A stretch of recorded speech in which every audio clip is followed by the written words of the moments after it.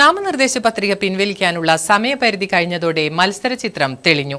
സ്വതന്ത്ര സ്ഥാനാർത്ഥിയായ അഖിൽ അഹമ്മദ് നാമനിർദ്ദേശ പത്രിക പിൻവലിച്ചു.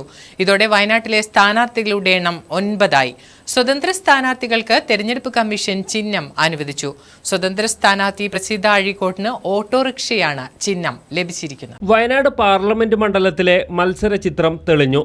മണ്ഡലത്തിലാകെ മത്സരരംഗത്തുള്ളത് 9 സ്ഥാനാർത്ഥികൾ. നാമനിർദ്ദേശ പത്രിക നൽകിയിരുന്ന അഖിൽ അഹമ്മദ് നാമനിർദ്ദേശ പത്രിക പിൻവലിച്ചു. നിലവിൽ മത്സരരംഗത്തുള്ള സ്ഥാനാർത്ഥികളുടെ പേരുവിവരങ്ങൾ ഇങ്ങനെയാണ്: Rahul Gandhi UDF, Annie Raja LDF, K Surendran NDA, KP Sathyan CPIML, Ajeeb faction, PR Krishnankutty Bahujan Samajwadi party.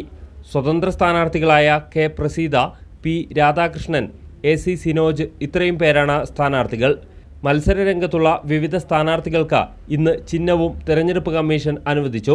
Ajeeb television, Sathyan torch, Praseetha അഴീക്കോടിന് ഓട്ടോറിക്ഷയാണ് ചിഹ്നം.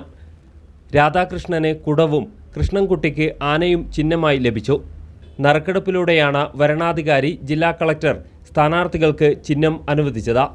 രാഹുൽ ഗാന്ധി കൈപ്പത്തി ചിഹ്നത്തിലും ആനി രാജ അരിവാൾ നെൽക്കതിർ അടയാളത്തിലും കെ സുരേന്ദ്രൻ താമര ചിഹ്നത്തിലും മത്സരിക്കും.